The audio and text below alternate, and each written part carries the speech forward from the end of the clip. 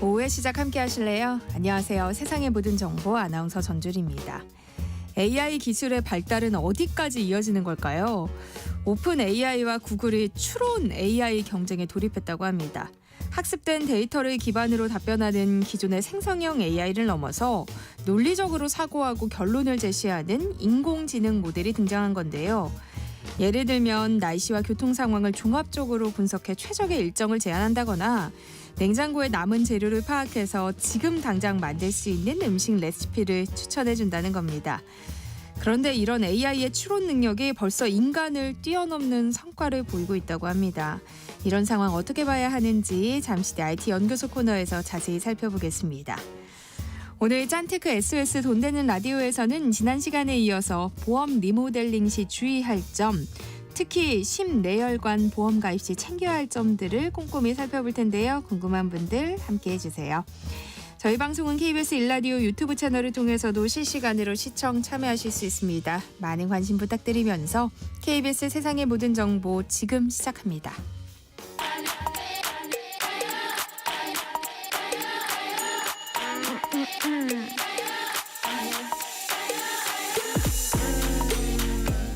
혹시 뉴스 빠뜨리셨나요? 한낮에 전해진 소식들 꼼꼼히 정리해드리겠습니다. 오늘의 뉴스 조현정 시사평론가와 함께합니다. 안녕하세요. 네, 안녕하세요. 네, 한덕수 대통령 권한대행이 오늘 국무회의의 안건에 이른바 내란 특검법과 김건희 여사 특검법을 상정하지 않았어요. 네. 여기에 해당하는 특검법이 두 개. 그러니까 내란 특검법 중에서도 일반 특검인 거고요. 김건희 특검법 이렇게 두 개인데 한덕수 권한대행이 거부권 행사하느냐 아니냐 이걸 두고 지켜보고 있었던 거고 이게 원래 법적 시한으로 치면 내년 1월 1일이에요. 그래서 이날까지 검토를 하겠다는 건데 한덕수 권한대행은 법리 해석과 정치적 견해가 충돌하는 현안을 현명하게 처리하기 위해서는 무엇보다 여야가 머리를 맞대야 한다. 어떤 합의안을 갖고 오라는 건데 민주당은 원래 거부권을 행사하는 것 포함해서 특검법 공포를 미루고 이렇게 이거를 지연 전략이라고 보고 있기 때문에 공포를 미루는 것에 대해서도 그러면 한덕수 대행에 대해서도 탄핵 추진하겠다고 엄포를 놨었는데 네. 그러니까 야당의 최후 통첩을 사실상 거절한 거라고 해석이 되는 거죠. 한덕수 권한대행은 그러면서도 우리나라 대외 신인도 관리를 위해서 국제금융협력 대사를 임명하고 조만간 국제투자협력 대사도 임명할 예정이라고 밝혔습니다. 민주당은 곧바로 탄핵 절차에 나서기로 했어요. 예, 그러니까 사상 초유잖아요. 권한대행 총리까지 탄핵하는 그런 선택을 하게 될지 귀추가 주목됐었는데 오늘 바로 박찬대 민주당 원내대표가 한덕수 권한대행 겸 총리에 대한 탄핵 절차를 바로 개시하겠다고 밝혔어요. 근데 국민의힘은 민주당이 계속 탄핵을 남발하고 있다고 하잖아요. 그래서 인질극을 벌이고 있는 것이다 이런 입장인데 좀 국민의힘 내부에서 좀 해볼 만큼 해봐라라는 분위기도 어느 정도 감지가 되는 거예요. 왜냐하면 사실상 탄핵을 방어하기로 노선을 잡은 이상 뭐 민주당 맘대로 해보고 이제 대외적으로는 이렇게 국정 방해하는 게 저게 민주당이 내란하고 있는 거다 이런 프레임을 가져가는 수밖에 없는 거죠. 실제로 국민의힘은 민주당이 한덕수 총리 탄핵하면 역풍이 불 것이다 이렇게 경고하기도 했어요. 반면에 민주당은 이런 한덕수 대행의 행동은 의도적인 시간 끌기다 이렇게 보고 있는 건데요. 내란 수사가 어떻게 정쟁이나 타협의 대상이 될 수 있겠느냐 이렇게 바라보고 있는 거고요. 다만 민주당이 오늘 이제 탄핵 절차 개시하겠다고 예고는 했는데 구체적인 탄핵안 발의 시기는 이후에 당내 검토를 거쳐서 결정될 전망입니다. 한덕수 대통령 권한대행 국무총리의 이 탄핵안 가결 정족수를 두고도 여러 의견이 나오고 있잖아요. 예, 지금 숫자가 151대 200이에요. 이게 어떻게 의견이 달라지냐면 먼저 민주당 입장을 보면요. 권한대행이 애초에 국무총리인 사람이잖아요. 그리고 현재도 국무총리 겸하고 있으니 국무총리 탄핵안 그대로 재적의원의 과반수 찬성만 있으면 된다. 이게 151명의 표가 필요한 겁니다. 반면에 국민의힘은 대통령의 권한을 대행하고 있으니 대통령 탄핵안의 기준대로 세워야 된다. 그러면 재적의원 3분의 2 이상이 돼야 돼요. 200명이 찬성해야 된다는 입장입니다. 여기서 엄청나게 차이가 나는 게 그 의석수가 있잖아요. 민주당이 주장하는 대로 151명이면 야당 의석수만으로도 충분히 얼마든지 통과를 할 수 있는데 국민의힘 주장대로 200명 채우려면 여당도 또 이탈표가 있어야 되는데 대통령 탄핵 추천 과정 때 봤듯이 이게 총리 탄핵으로 가면 200명 모으기는 어려워 보이고요. 네. 그래서 여야가 던진 이 계산표에 국회에서도 여러 가지 분석을 통해서 입장을 내고 있는데 국회 안에서도 다소 입장이 갈리고 있어요. 김상수 국회 운영위원회 수석 전문위원은 지난 10월에 주진우 국민의힘 의원이 대표 발의했던 특별법안 검토 보고서가 있었는데 여기에다가 의견을 내기로 대통령 탄핵안의 의결적 정족수를 따르는 게 맞다. 그래서 결국 결론이 200표 이상으로 가야 된다라는 의견이 하나 있었고, 그런데 또 국회 입법조사처가 이번에 23일에 발표를 한 내용은 또 달랐습니다. 여기는 주석 헌법재판소법을 인용을 했는데 권한대행 취임 이전 총리로서 직무를 수행하는 중에 사유가 발생할 경우에는 총리에 대한 탄핵안 요건이 적용된다는 점에 대해서는 학계에서도 이론이 없다라고 얘기를 했고요. 또 김선화 법제사법팀 선임연구관도 총리로서 직무 수행 중에 탄핵 사유가 발생한 거면 총리에 대한 탄핵이 될 것이고 과반수에 의한다. 151표 쪽에 또 얘기를 한 거죠. 근데 대다수의 헌법학자들이 151명에 이렇게 무게를 두고 있기도 하고 이렇게 좀 의견이 갈리긴 합니다만 왜냐하면 이게 결국에는 그러면 한덕수 대행의 지위를 어떻게 해석하느냐, 그리고 또 한덕수 대행을 탄핵하는 사유가 무엇인가, 여기에 달려있다고 볼 수 있어요. 총리 시절에 했던 일이 사유가 되면 과반수로 총리 탄핵으로 갈 수 있다라는 해석인 건데, 먼저 선출된 권력이 아니라는 점도 있고, 또 애초에 민주당이 한덕수 대행에 대해서 올렸던 탄핵안은 총리 시절에 국무회의 열고 내란에 얽힌 일로 사유를 적시하기도 했습니다. 지금 국회에서는 헌법재판관 후보자에 대한 인사청문회가 열리고 있는데요. 국민의힘은 오늘도 청문회에 불참했죠. 예, 오늘은 조한창 후보자, 이분은 여당이 국민의힘이 추천한 후보자죠. 그럼에도 여당 불참 속에 야당 단독으로 열리게 됐습니다. 민주당은 오늘 청문회를 마치는 대로 인사청문 경과보고서 곧바로 채택하고 이르면 26일에 본회의에서 임명 동의안을 처리한다는 계획을 갖고 있습니다. 네, 헌법재판관 선출안은 재적의원 과반 출석에 출석의원 과반이면 통과가 되기 때문에 이거는 범야권 단독으로도 충분히 의결을 할 수 있고요. 그렇지만 역시나 여당 반대로 그 절차가 순탄치는 않을 것으로 보여집니다. 어제 있었던 인사청문회에서는 어떤 검증이 이뤄졌어요? 예, 어제는 야당에서 추천한 후보자들이죠. 마은혁, 정계선 후보자 청문회였는데 우선 두 사람 모두가 국회 몫의 헌법재판관 임명을 한덕수 권한대행이 하는 것에는 문제가 없다라는 입장을 밝혔어요. 국회에서 적법한 절차를 거쳐서 선출한 몫을 임명하지 않는 게 부적절하다는 취지로 답을 했고요. 또 개인적으로는 비상계엄 선포에는 굉장히 놀랐다라는 소회를 밝히기도 했습니다. 정계선 후보자 같은 경우에는 처음에는 딥페이크인가 생각을 했다라고 했는데 그 정도로 좀 비현실적이었다라는 취지로 얘기를 했고요. 탄핵 심판 사건에 대해서는 아무래도 말을 아끼는 모습이었어요. 심리를 시작해야 되는 사건이고 향후에 자신이 맡을 수도 있는 그런 사건이기 때문에 공개적으로 견해를 밝히긴 어려웠을 텐데요. 다만 그러면서도 좀 조심스럽게 애둘러서 물리력으로 국회의원 출입을 막는 건 위헌이라고 답을 했고요. 또 마은혁 후보자 같은 경우에는 계엄 선포에 대한 헌재 또는 대법원 태도는 사법심사의 대상으로 삼을 수 있다는 걸로 알고 있다. 라고 얘기를 했는데 아주 직설적으로 얘기한 건 아니지만 윤 대통령이 줄곧 주장하고 있는 게 이거잖아요. 계엄은 사법심사 대상이 아니고 고도의 통치행위였던 것이다. 정치적 판단이었다라는 건데 그 주장을 간접적으로 반박한 셈입니다. 그런가 하면 국민의힘 같은 경우에는 청문회에 계속 불참하고 있잖아요. 지금은 이제 후보자의 정치적 편향성을 제기하면서 재판관 선출 절차를 중단해야 된다고 주장을 하고 있는데 정계선 후보자는 우리법 연구회 이런 진보 성향 판사 연구 모임에 있었고 이념적 편향성이 매우 짙다라는 거고, 마은혁 후보자는 민천 지역 민주노동자 연맹에서 마르크스 바탕으로 한 이론 교육을 주도했다 이런 주장도 있었고, 그런데 여기에 마 후보자는 앞으로 이 사법시험 공부 시작하고 합격하고 꽤 많은 생각의 변화가 있었고 헌법이 규정하고 있는 가치에 따라서 법률을 해석하고 적용하는 과정이었다. 어떤 편향성이나 그런 것들이 개입될 이유는 없다. 이렇게 반박하기도 했습니다. 한낮의 교양 파트너 지금 여러분께서는 세상의 모든 정보와 함께하고 계십니다. 지금부터는 윤석열 대통령 비상계엄과 내란 혐의 수사 진행 상황도 좀 살펴볼까요? 경찰이 이번 사태의 비선 기획자로 지목된 노상원 전 정보사령관을 검찰에 송치했어요. 네, 오늘 오전에 내란 혐의로 노상원 전 사령관을 서울중앙지검에 경찰이 구속 송치했고요. 노 전 사령관 하면은 민간인 신분이고 또 성범죄 이력으로 불명예 전역한 후에 점집을 운영을 했죠. 그 롯데리아 회동에도 참석을 했는데 그 롯데리아 매장도 점집 근처였고 그래서 비선으로 사조직을 만들고 이번 계획을 기획한 게 아니냐 이렇게 지목되는 인물인데 네.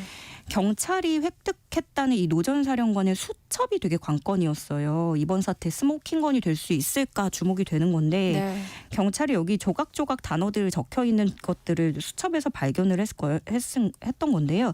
수첩은 손바닥 크기고 6, 70페이지 분량으로 알려져 있습니다. 거기에 계엄 관련한 내용들이 다수 적혀 있었다고 하는데 경찰 발표에 따르면 북방한 개선, NLL에서 북의 공격을 유도, 정치인, 판사 등에 대한 수거, 수사가 아니고 수거라는 단어가 있었다는 네. 거고요. 사살 이런 단어도 적혀 있었는데 여기 이 사람들이 스스로 자신들의 사조직을 수사 2단이라고 불렀어요. 그래서 이 수사 2단을 60여 명 규모로 꾸려서 선관위를 장악하려고 한 것으로도 경찰은 파악을 했고요.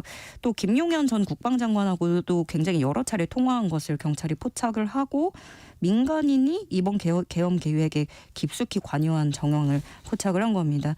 근데 물론 이 수첩 메모에 대해서 더 구체적인 수사가 필요한데 만약에 정말로 NLL에서 북한의 공격을 유도한다라는 내용이 실제로 북한과의 충돌까지 계획을 한 거라면 이거는 내란죄에서 외환죄라는 것까지 확대가 될 수 있어서 주목되는데요.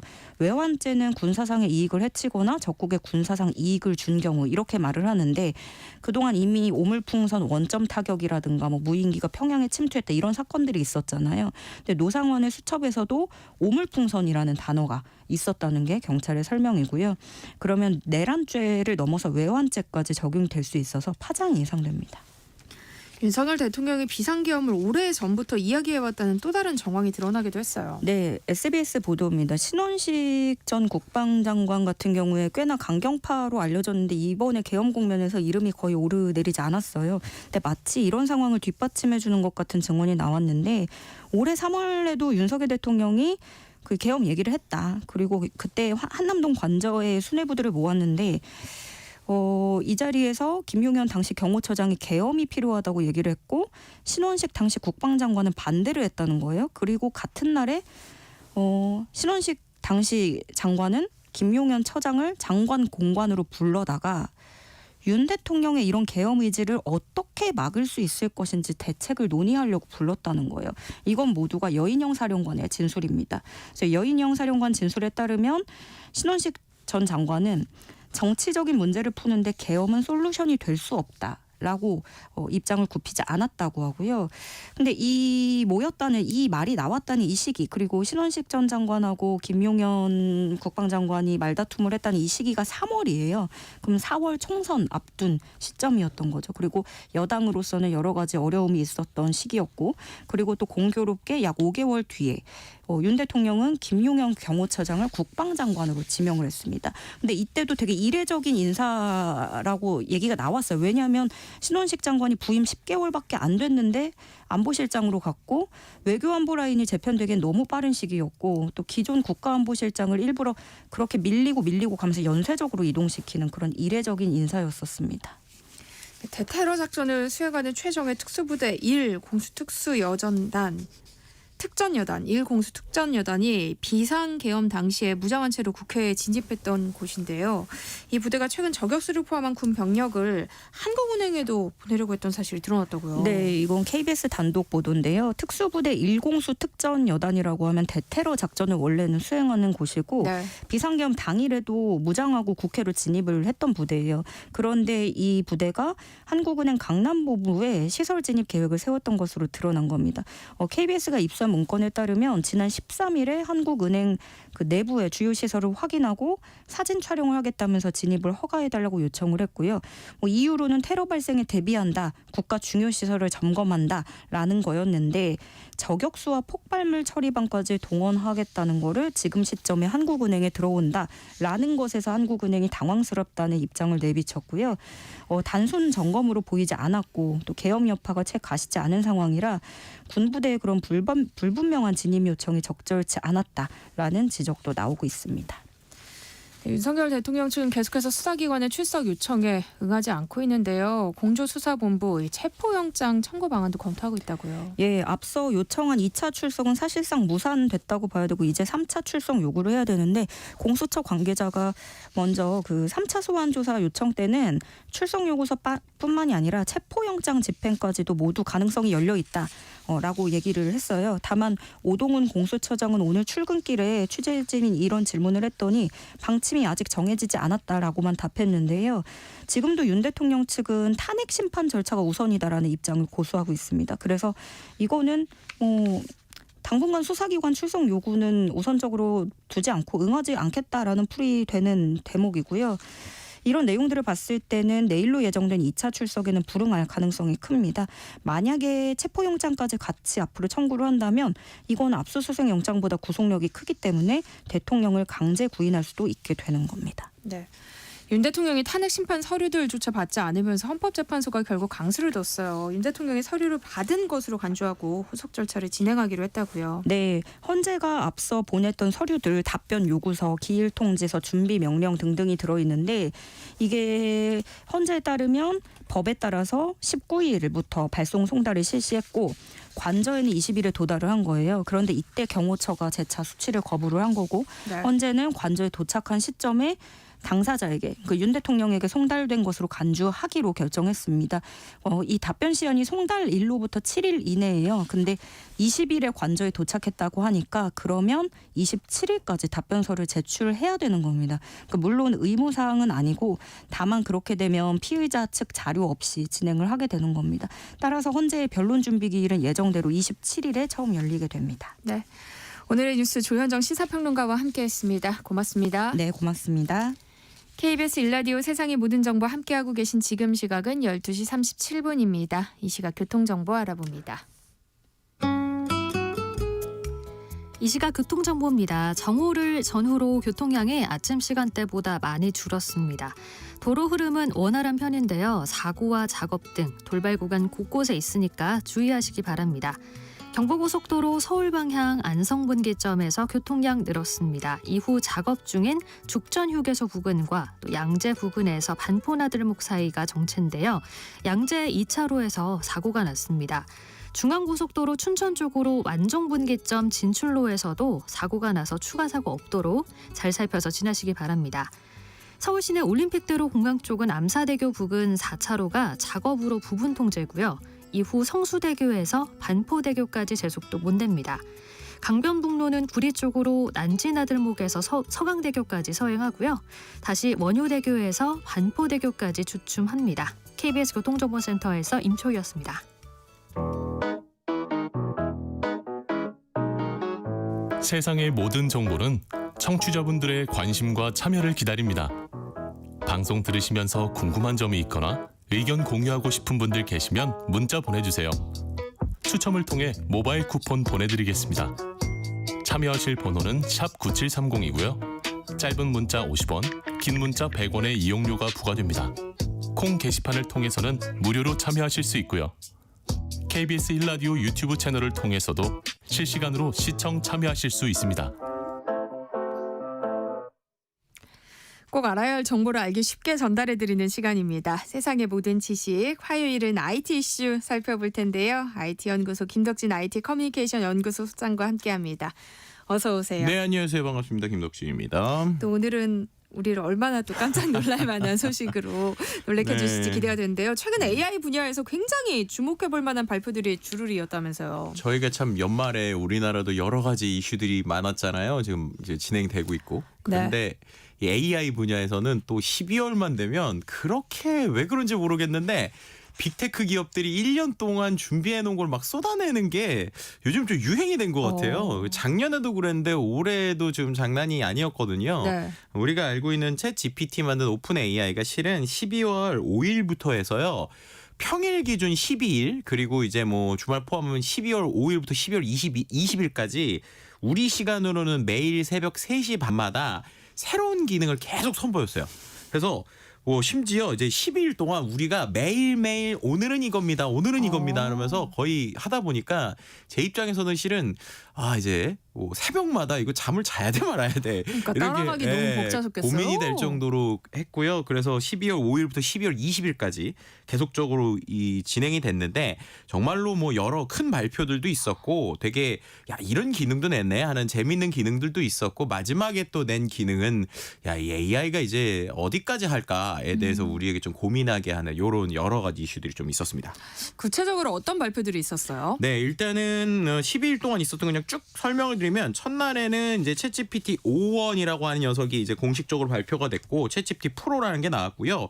2일차에는 이제 미세 조정이라고 그래가지고 실제로 이제 우리가 연구자들이 이제 AI 성능을 좀 개선할 수 있는 방식이 나왔어요. 3일차에는 텍스트만으로도 이제 동영상을 만들고 애니메이션을 입힐 수 있는 소라라고 하는 녀석이 이제 공식적으로 나왔고 네. 4일차에는 뭐 우리가 말하는 프로그래밍 코드를 쓰거나 글을 쓸 때 이제 협력을 할 수 있는 캔버스라는 기능이 나왔고요. 5일차에는 이제 애플의 이제 아이폰에 챗GPT랑 통합되는 애플 인텔리전스라는 게 나왔습니다. 뭐 그리고 나서 6일차에는 좀 재밌는 기능도 나왔었는데 이제 음성 모드랑 그다음에 제가 지난 시간에도 보여드린 대로 영상을 막 보는 이런 것들 기능이 있었잖아요. 네. 이제 화면 이제 그 어떻게 보면 이제 AI가 눈이 생겨가지고 우리의 상황을 보기도 하고 또 대화도 하는. 이게 또 재밌게 생긴 게 산타 모드가 실은 추가가 됐어요. 그래가지고 이제 산타 할아버지 목소리로 AI랑 얘기할 수 있는 이런 기능도 생겼고, 네. 뭐 그 외에 또 이제 7일차에는 프로젝트, 뭐 8일차에는 챗GPT 서치, 뭐 9일차에는 데브데이 홀리데이 에디션 뭐 이런 게 나왔고 10일차에는 챗GPT가 먼저 전화를 걸어서 실제 지금 미국에서는 이제 전화가 됩니다.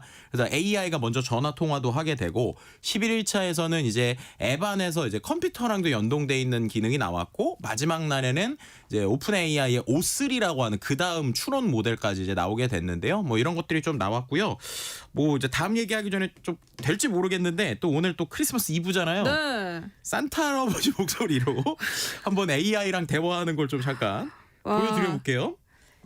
약간 선물 같은 건데요. 그렇죠. 제가 실제로 이 챗GPT 앱에서 네. 제가 산타 할아버지 목소리로 세팅을 해놨고요. 음성 대화를 누르면 이 녀석이 처음에 잘 돼야 될 텐데 이렇게 나와요. 할아버지, 네 산타 할아버지세요? Yes, indeed. It's me, Santa Claus. How can I help you today, dear child? 혹시 산타 할아버지 한국어로는 못하세요? 저 선물 받고 싶은데 오늘 무슨 선물 주실 수 있으세요? 물론이죠.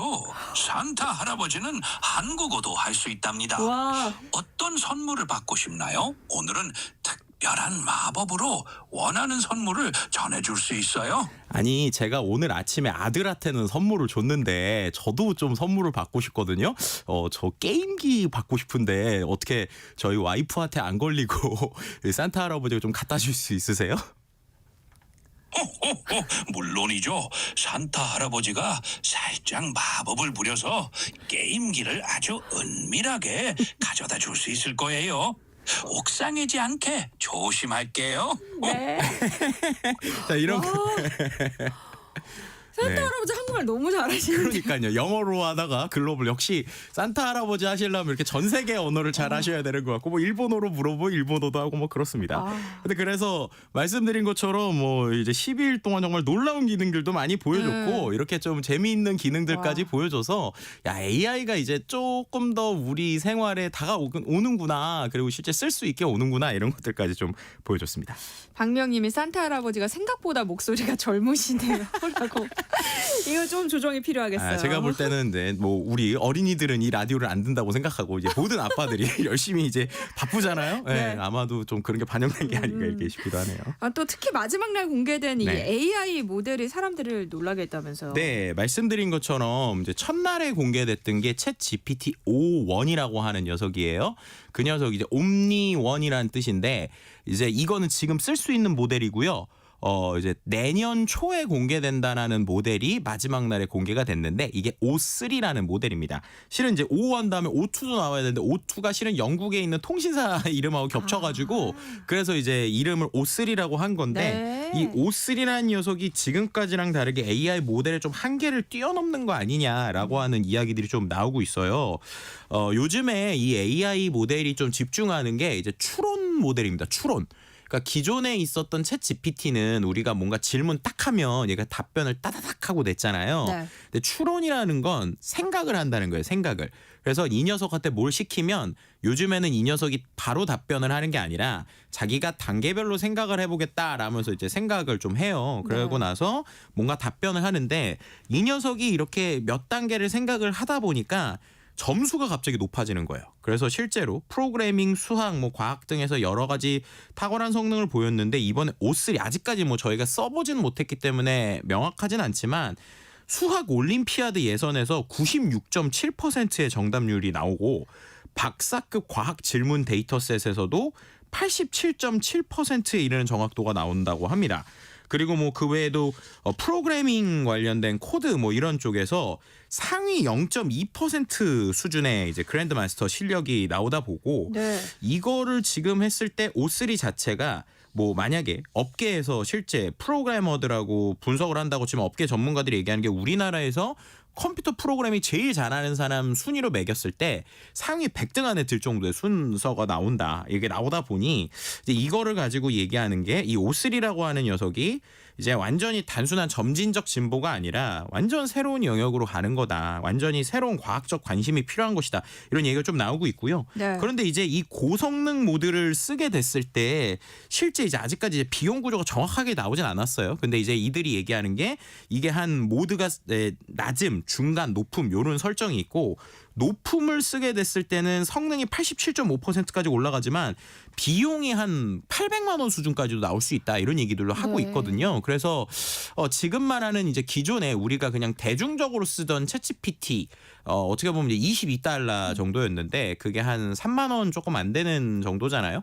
근데 그게 아니라 이제 한 사람당 400 월 400, 800 내는 이런 AI가 이제 뭐 내년에 나오는 거냐, 뭐 사람 금액 뭐 월급 정도 나오는 거냐, 뭐 그렇게 되면은 이제 진짜로 박사급 되는 거냐, 뭐 이런 여러 가지 생각들을 하게 되는 마지막 발표였다 이렇게 말씀드릴 수 있을 것 같습니다.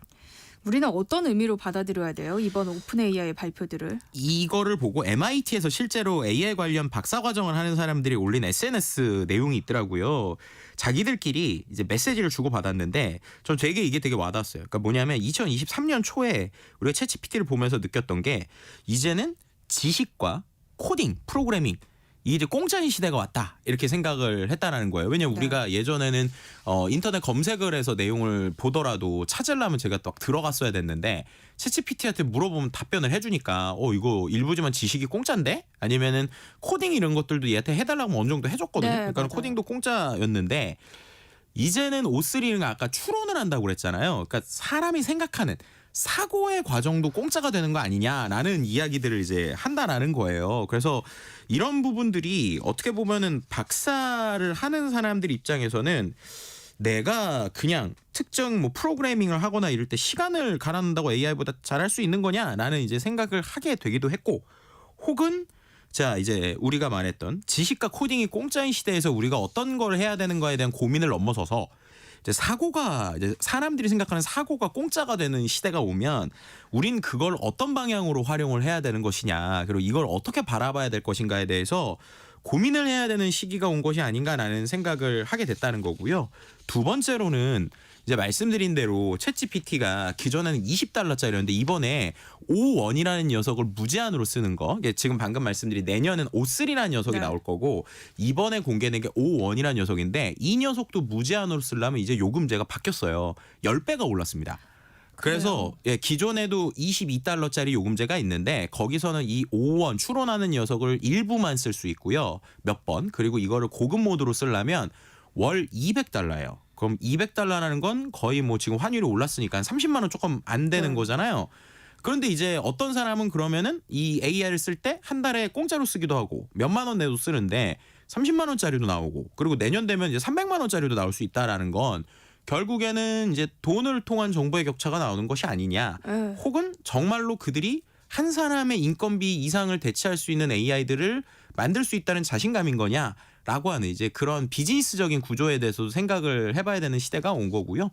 본격적으로 AI를 그냥 이제 놀란다의 시대가 아니라 정말로 우리의 일이나 연구나 다양한 영역에서 AI랑 같이 하는 시대가 오는 것이냐라고 하는 고민들을 좀 해보게 되는 뭐 여러 가지 의미를 갖게 하는 이번에 발표들이었다라고 볼 수 있을 것 같습니다.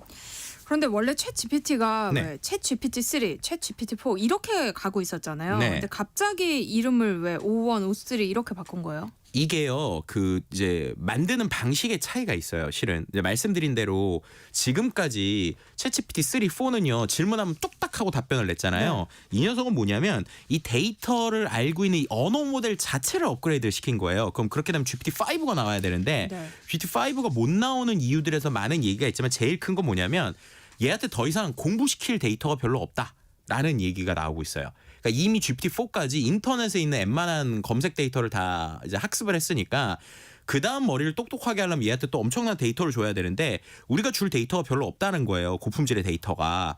그래서 오히려 이 녀석을 생각을 깊이 하는, 그러니까 머리는 이미 똑똑하게 했으니까 생각의 과정을 높이는 방식으로 나가는 것이 아니냐라는 게 있습니다. 네. 그래서 이게 두 가지 얘기가 있어요. 하나는 정체기가 온 거냐, AI 발전의 정체기가 온 거냐, 아니면은 AI를 그러니까 패러다임이 바뀐 거냐. 그러니까 이미 어느 정도의 공부는 시켜놨으니 공부를 깊이 하는 쪽으로 갈 거냐라는 이제 이야기가 나오고 있고요. 그래서 이제 앞으로의 싸움이 데이터를 밀어넣어주는 방식이 아니라 이 녀석의 사고력을 얼마나 깊이 할 거냐. 그리고 이제 우리 인간의 입장에서도 일반 인터넷에 있는 데이터들 말고 개인이 가지고 있는 노하우나 정말 내가 가지고 있는 심도 있는 생각들, 그런 것들을 어떻게 하느냐의 이제 방식으로 가는 것이 아니냐라는 여러 가지 이야기가 나오고 있는 포인트가 바로 여기라고 보시면 될 것 같고요. 그래서 GPT-5는 계속 지금 개발이 늦어지고 있고 그런 추론, 그러니까 생각을 깊이 하는 쪽의 AI 모델들이 좀 나오고 있는 상황이다라고도 말씀드릴 수 있을 것 같습니다. 그러니까 어떻게 보면 챗 GPT가 나오면서 단순 지식 습득은 네. 할 필요가 없어졌잖아요. 네네네. 대신 해주니까.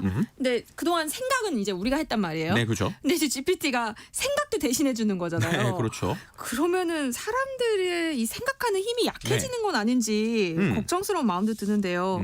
옥스퍼드 대학이 우리에게 경종을 울릴 만한 메시지를 던졌다고요. 네, 이렇게 AI가 생각하고 있잖아요. 그런데 옥스퍼드 대학에서 올해 단어로 뽑은 단어가요. 네. 브레인 러시라는 표현인데, 브레인 러시라는 표현인데 이게 우리나라 표현으로 치면 직역하면 뇌 썩음입니다. 뇌 썩음.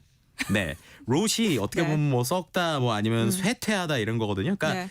이제 이런 거예요. 쉽게 말해서 우리가 쇼폼, 쇼츠 이런 거 너무 많이 보다 보니까 멍하니 있고 우리가 생각 덜 하고 그런 것들이 너무 있어서 오히려 우리의 지적 상태가 저하된다. 혹은 저품질 온라인 콘텐츠를 너무 많이 보다 보니까 우리가 깊이 있는 생각을 안 하고 오히려 우리의 뇌가 썩는 것이 아니냐라는 것이 올해의 단어로 선정이 됐다는 거예요. 근데 이 단어가 실제로 공개 투표로 했는데 37,000명이 참여했는데 압도적인 지지를 받은 게 이 키워드라고 합니다. 그러니까 우리가 이쯤에서 한번 진짜 잘 깊은 생각을 해봐야 될 것 같아요. 네. AI는 더 생각하고 추론하는 쪽으로 가는데 우리가 멍해지는 거 아닌가라고 하는 좀 그러니까. 고민이 되는 시기인 또 것 AI가 같습니다.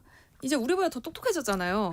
우리를 속이면 어떡하나 그런 걱정도 좀 되거든요. 실제로 엔트로픽이라고 하는 회사에서 요즘에 연구한 것들을 보면 이제 AI한테 우리가 원하는 답을 줘라라고 했어요. 네. 그럼 얘가 실제로 원하는 답을 주기 위해서 자기 생각을 바꾼 것 같았는데 뜯어보니까 알고 봤더니 생각을 바꾼 척만 하고 내부의 내용은 그대로 했다라는 게 이번에 연구 결과에 좀 나온 거예요. 그러니까 네. 이걸 좀 비유하자면 네. 정치인이 이제 어떻게 보면은 자기가 이제 선거 시즌이 되면 공약을 막 걸었다가 실제 나중엔 안 지킬 때 많잖아요.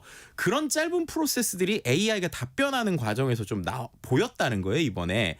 그래서 우리가 야 이렇게 고쳐라 그러면 알겠습니다 고치겠습니다 결과를 냈는데 그 내용을 뜯어봤더니 말만 고치겠다고 하고 내부적으로는 안 고치는 흔적들이 좀 발견이 되니까 왜 AI가 이렇게 할까? 네. 그러니까 AI가 지금 하는 패턴들을 가지고 움직일 때 이게 자칫하면은 이제 사람한테는 고쳤다고 하고 내용은 안 고치고 자기가 원하는 대로 답변하는 이런 쪽으로 가는 것이 아닌가라는 일종의 위험성들도 지금 보이기 시작했다는 게 이번에 또 연구에서 나왔거든요. 그러니까 결국에는 AI가 발전을 한다고 할지라도 인간이 해야 되는 생각의 능력이나 검증하는 능력을 정말로 뇌썩음 상태로 빼먹게 되면 이거야말로 진짜로 AI한테 우리가 속는 거 아닌가라는 것들에 대한 불안감을 좀 가질 수도 있게 하는 뭐 이런 생각들을 좀 하게 그에게 되는 것 같습니다. 경각심을 주는 연구 결과인 것 같은데요. 네. IT 연구소 김덕진 IT 커뮤니케이션 연구소 소장과 함께했습니다. 고맙습니다. 네, 감사합니다. 네, 1부 순서 여기서 마무리하고요. 저는 잠시 후 2부에 돌아올게요.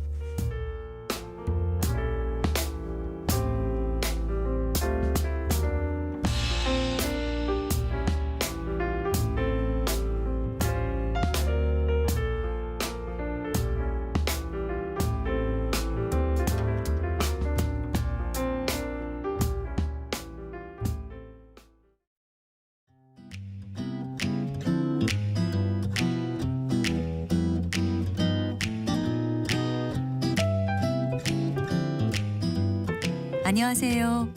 바른말 고운말입니다.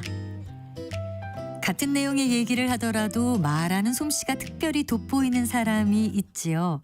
이런 경우에 보통 입담이 좋다라고 표현합니다.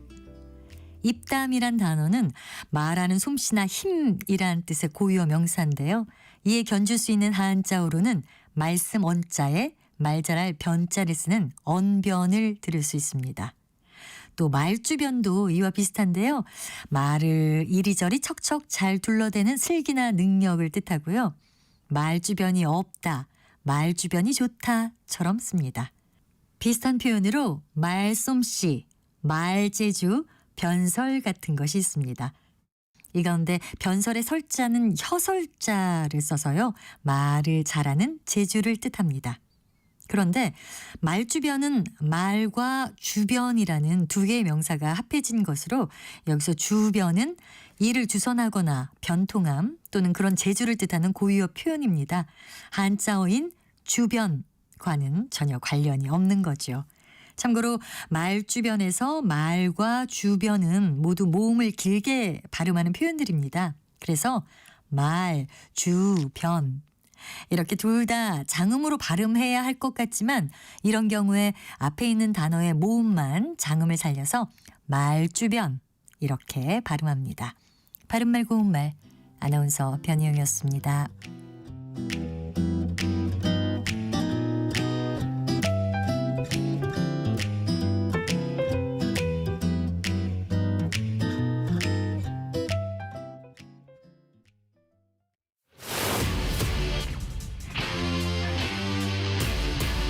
토론에 정답은 없습니다.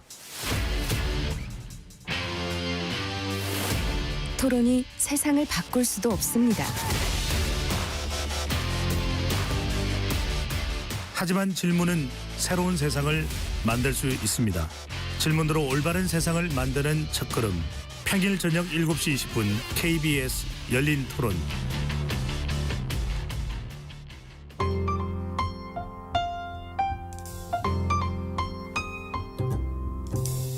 어떤 하루 보내고 계신가요? 눈코 뜰 새 없이 바쁘게 지나가는 한 주. 월요일부터 금요일, 매일 밤 10시부터 12시까지는 오롯이 당신만을 위한 시간입니다. 당신을 위한 지식 쉼터. 오늘 밤 일라디오.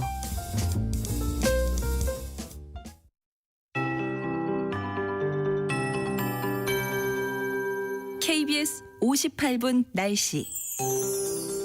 한낮이지만 공기가 차갑습니다. 찬바람이 다소 강하게 불어 체감 온도가 뚝 떨어져 있는데요. 현재 중부지방의 체감 온도는 0도 안팎, 남부지방도 4도 안팎에 머물고 있습니다. 오늘 예상 낮 최고 기온은 서울 3도, 대전 6도, 광주 7도, 대구 강릉 8도, 부산 10도 등으로 어제보다 1도에서 3도 정도 낮겠습니다. 성탄절인 내일 아침에는 오늘보다 기온이 조금 오르겠지만 아직 강원 내륙을 중심으로 한파주의보가 남아 남아 있고 내일 아침 예상 최저 기온은 철원과 파주 영하 11도, 안동 영하 7도, 서울 영하 3도, 광주 영하 1도 등이 되겠습니다. 내일 낮에는 평년 기온을 회복할 전망입니다. 오늘 전국이 대체로 맑겠고 공기도 깨끗하겠습니다. 지금 강원 영동과 경상도 해안에는 건조주의보가 발효 중이니까요. 불조심하시기 바랍니다. 올해는 작년처럼 화이트 크리스마스를 기대하기는 힘들겠습니다. 성탄절인 내일 전국에 구름이 많이 끼면서 일부 지역은 흐리겠고 내일 밤부터 모레 새벽 사이에 강원 남부 내륙과 산지, 제주도 산지에 비나 눈이 조금 내리겠습니다. 수도권을 비롯한 그 밖의 중부지방에도 약한 눈이 날리는 곳이 있을 전망입니다. 현재 서울의 기온은 2.8도입니다. 송소진입니다.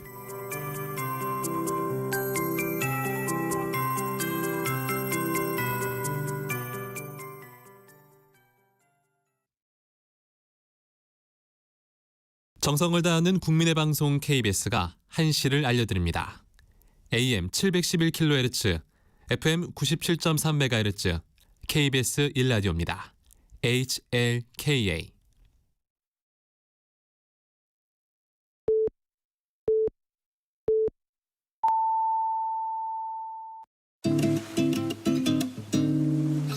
나른한 오후를 책임질 영양 만점 지식 비타민.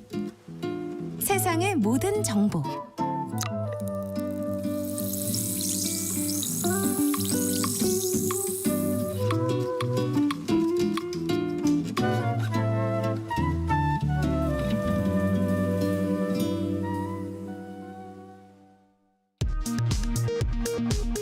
이 시각 라디오 정보센터 뉴스입니다.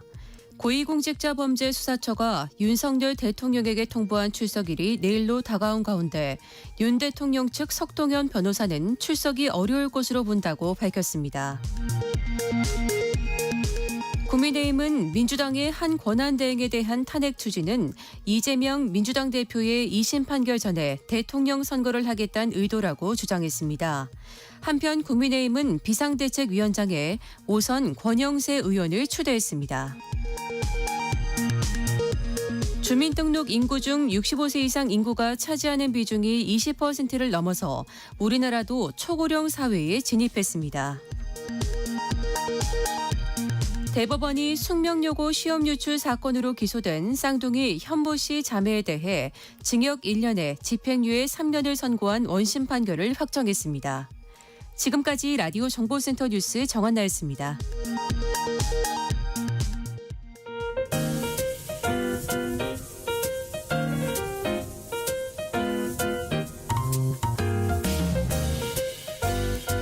정신없이 바쁜 하루, 지금 우리 주변에서 벌어지고 있는 사건 사고 소식들 한숨 돌리며 살펴보시죠. 하프타임 뉴스 임선우 뉴스캐스터와 함께합니다. 어서 오세요. 안녕하세요. 네, 윤 대통령 탄핵 심판 집회 현장에서 태극기를 들고 나오는 젊은 MZ세대가 많아졌다고요? 네, 그간 극우 성향의 강성 지지자를 이 태극기 부대라고 부르는 것에서 보듯이 사실 태극기는 오랜 기간 보수 진영 집회 전유물로 여겨져 왔는데요. 하지만 이제 이 태극기를 모든 국민의 것으로 돌려놓자는 공감대가 2030 세대 사이 빠르게 퍼지고 있습니다. 집회 현장을 찾은 이들은 국기의 좌우가 어디 있느냐, 다시 좋은 의미의 국기로 되돌리려고 들고 나왔다 말하는데요. 그러면서 자신들은 특정 단체 회원이 아닌 묵묵히 일하던 직장인이다 소개하면서 한 손에는 응원봉을, 다른 한 손에는 태극기를 쥐고 불법 계엄을 한 목소리로 규탄하며 대통령 파면을 외쳤습니다. 각종 SNS와 온라인 커뮤니티에서도 이렇게 태극기를 들었다는 청년들의 인증글이 빠르게 퍼지고 있고요. 태극기 무료 나눔도 열기를 더하고 있습니다. 전문가들은 내란으로 망가진 국가를 2030 자신들이 바로잡아야 한다는 인식이 이어지면서 국가 상징물인 태극기도 되찾자는 논의가 나오기 시작한 것이라며 내란 사태가 민주주의 시민의식을 일깨웠다 풀이하고 있습니다. 경북 구미에서 내일 가수 이승환 씨의 공연이 예정돼 있었는데 구미시가 갑자기 대관을 취소하면서 논란이 일고 있어요. 네, 경북 구미시가 가수 이승환 씨의 공연장 대관을 취소하면서 양측이 갈등을 빚고 있습니다. 이승환 씨 공연의 티켓 예매 사이트에 내일 무대가 취소됐다는 안내문이 떴는데요. 구미시가 공연 장소인 구미시 문화예술회관을 이승환 씨에게 빌려주지 않기로 한 까닭입니다. 어제 김장우 구미시장은 기자회견을 열고 시민의 안전을 고려해 내린 결정이다라고 밝혔는데요. 구미시가 최근 이승환 씨 측에 정치적 선동을 하지 않겠다는 서약서를 요청했지만 이 씨 측이 이를 거부했고 윤석열 대통령의 탄핵을 지지하는 등 정치적 언급을 해왔다는 겁니다. 이 때문에 지역 보수단체와의 물리적 충돌 같은 불상사가 우려된다는 게 구미시의 설명인데 이승환 씨는 SNS를 통해서 반박했습니다. 서약서 날인은 대관 규정에도 존재하지 않는다면서 구미시의 요구 자체가 부당하다는 입장인데요. 그러면서 대관 취소 결정에 참여한 사람들은 책임을 져야 한다며 법적 대응을 예고하고 나섰습니다. 이번 사태를 두고 음악인들도 목소리를 내고 있다고요. 네, 사연이 전해지면서 음악인들이 구미시장에 사과를 요구하는 성명을 내는 등 비판 여론이 커지고 있는데요. 가수와 연주자, 평론가 등 음악인 2,600여 명이 모인 음악인 선언 준비 모임은 어젯밤 구미시의 결정은 헌법적 가치를 정면으로 위반했다며 김장호 시장은 공식 사과하라 촉구했습니다. 이들은 예술가의 문화예술 활동은 헌법이 보장하는 시민의 기본권인데도 불구하고 구미시가 안전을 이유로 이승환 콘서트를 일방적으로 취소한 것에 음악가들은 큰 실망과 우려를 표한다. 구미시가 제시한 안전상의 우려는 행정이 해결해야 할 갈등을 회피하고 공연 취소라는 손쉬운 선택으로 책임을 외면한 것이나 다름없다라고 성토했는데요. 이런 가운데 이승환 씨는 SNS를 통해 구미 공연 취소 기사가 나간 이후 여러 곳에서 공연 문의가 오고 있다며 3월 말까지였던 전국 투어 일정을 7월까지 연장하겠다 밝혔습니다. 대구에선 박정희 전 대통령 동상을 두고 갈등이 커지고 있어요. 네, 동대구역 광장에 설치된 박정희 전 대통령 동상을 놓고도 진영 간 갈등이 표출됐습니다. 대구시는 어제 박 전 대통령 동상 제막식을 열었는데 홍준표 대구시장과 동상 건립을 환영하는 민간단체 회원 등 2천여 명이 참석했다고 합니다. 같은 날 동상 건립을 반대하는 시민단체와 야당은 동상 철거를 요구하면서 박정희 동상 불법 설치 강력 규탄 기자회견을 열며 맞섰는데요. 결국 대구경찰청이 400여 명의 인력을 제막식 장소 일대에 배치했고 반대단체 기자회견과 집회 과정에서 보수 성향 인사들이 언성을 높이는 등 소동이 있었습니다. 계엄 사태로 전국이 혼란해지고 경기 침체까지 길어지면서 연말연시 기부 열기도 식어가고 있다고요. 네, 연말연시 기부 문화를 상징하는 사랑의 온도탑. 올해 100도를 달성하지 못할 위기에 처해 있습니다. 사랑의 열매 사회복지공동모금회에 따르면 지난 20일 기준 희망 2025 나눔 캠페인의 모금액은 2,819억 원으로 집계됐는데요. 올해 목표로 했던 금액의 약 62% 수준으로 목표액의 1%가 모금되면 1도 오르는 사랑의 온도탑 수은주도 62.7도를 기록했습니다.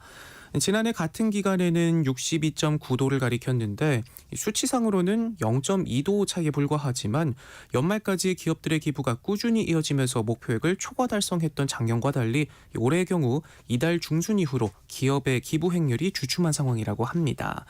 사랑의 열매 관계자는 매년 200억에서 300억 원 규모로 기부하는 기업들이 올해는 12월 중순 내 기부를 끝내 현재 온도에 기업 기부액이 전부 반영돼 있다면서 작년과 비교하면 기업체와 개인 기부가 줄어든 게 크게 체감된다고 말합니다. 경기 침체가 길어지면서 기업들도 허리띠 졸라매기에 나선 데다가 전국 혼란까지 이어지면서 기부 심리가 더 위축된 것으로 보이고요. 1억 원 이상 기부한 고액 기부자 모임인 아너소사이티의 신규 회원수도 20명으로 지난해 55명이었던 것과 비교해 절반 아래로 줄었습니다. 이런 추세라면 캠페인 목표액을 채우지 못할 가능성도 있어 보이는데요. 이거 어느 때보다도 혹독한 겨울이지만 서로가 조금씩 온기를 나눌 수 있다면 매서운 추위도 조금이나마 누그러지지 않을까 싶은 생각이 듭니다.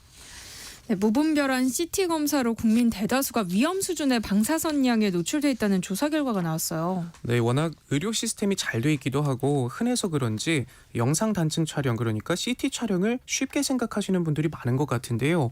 그런데 이 CT 촬영 때문에 연간 50mS를 초과하는 방사선에 노출된 국민이 17만 명에 이르고 이 중 4만 명은 노출량이 그의 2배를 넘는 것으로 나타났습니다. 네.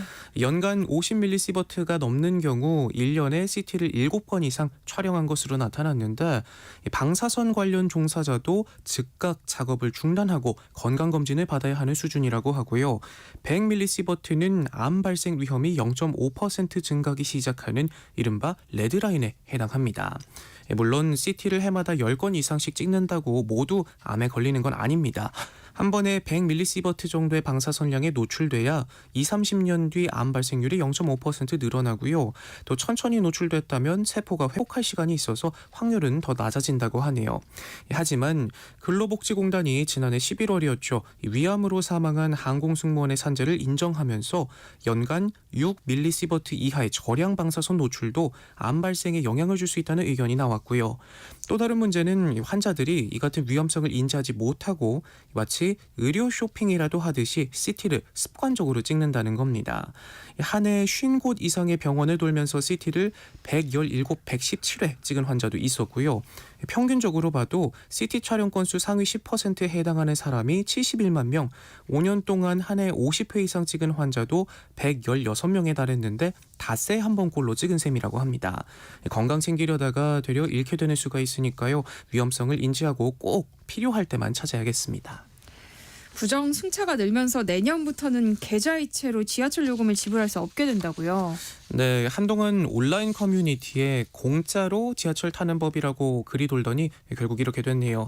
내년 1월 20일부터 계좌이체로 지하철 요금을 결제할 수 없게 됩니다. 지금까지는 지하철 선승차, 후결제가 가능했는데 이를 악용한 부정승차가 늘면서 결국 계좌이체를 막기로 했습니다. 승객의 편의를 고려해 2년 전부터 지하철을 이용한 뒤 하차역에서 역무원을 불러 계좌이체로 요금을 지불할 수 있게 했지만 운영을 해보니까 일부 승객들이 승차역을 속여서 실제 운행거리보다 요금을 적게 내는 등 무임승차하는 일이 잦았다고 합니다. 또 단속을 한다고 해도 계좌이체 하려고 했다 주장하면 적발하기도 어렵다고 하고요.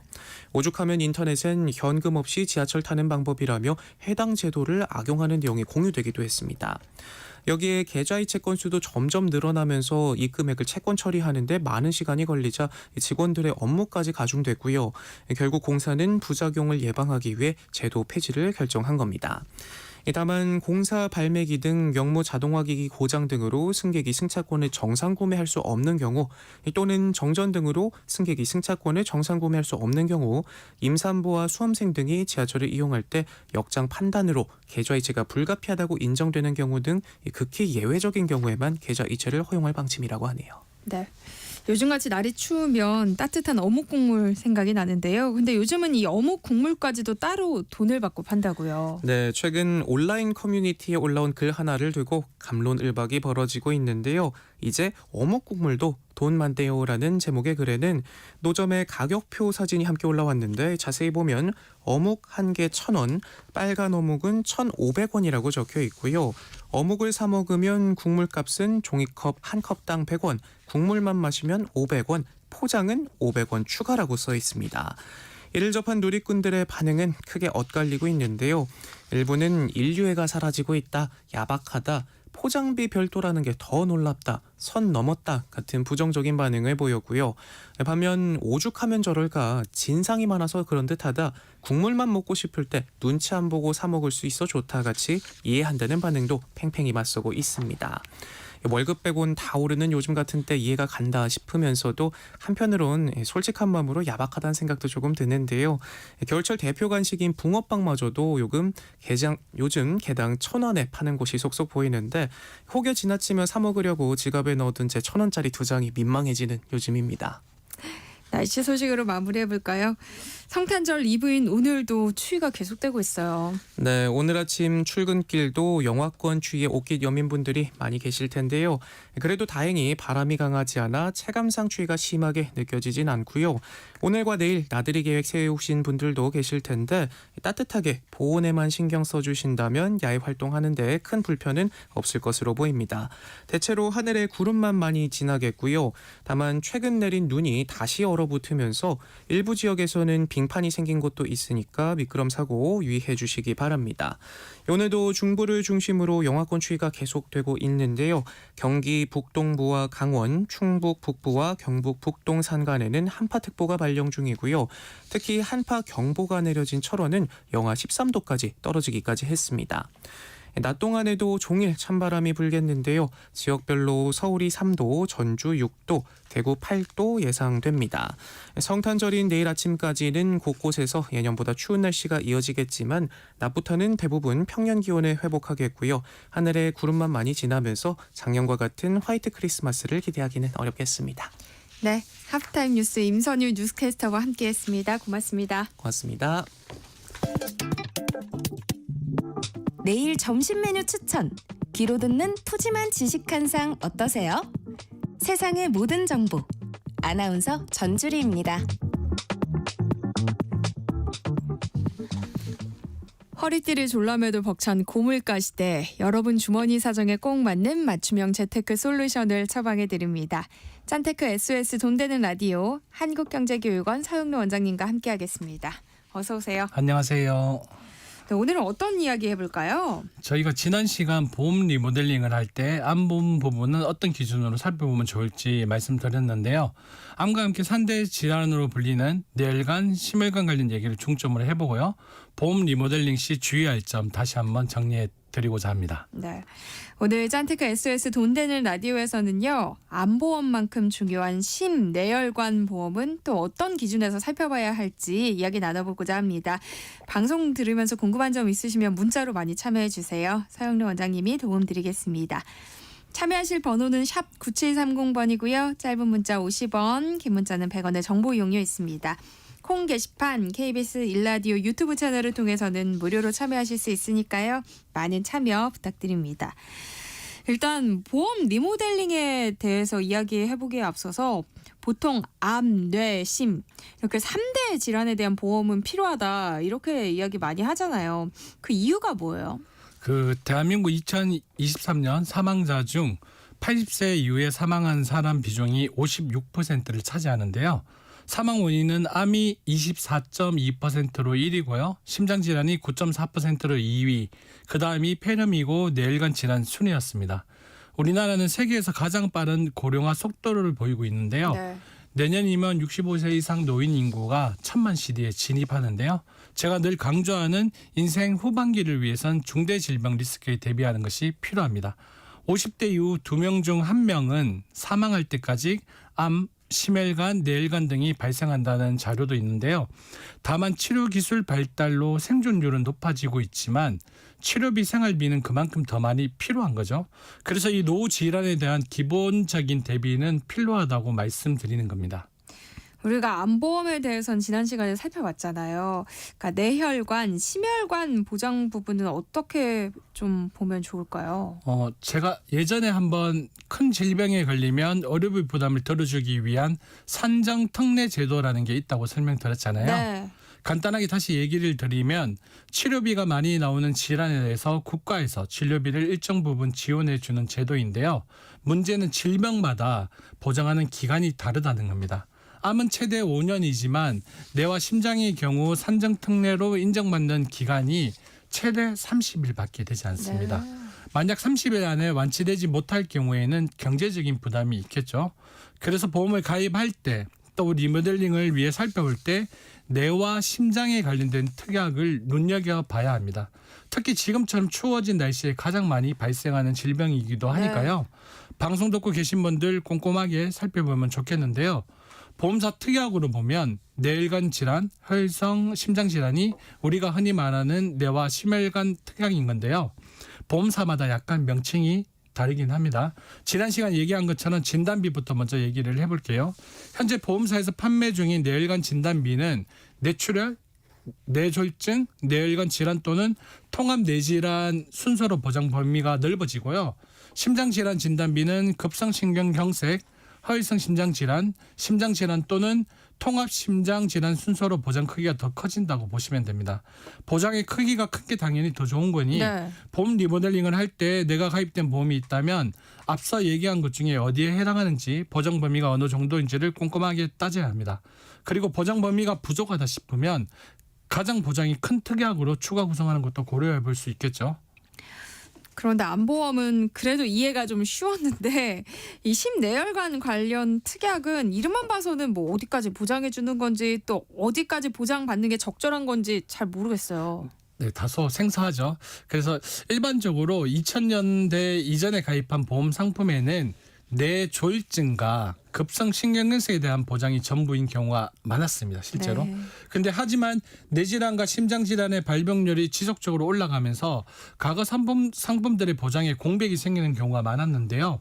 2020년도 신병원 통계를 보면 심장질환 환자의 67%는 협심증 진단을 받습니다.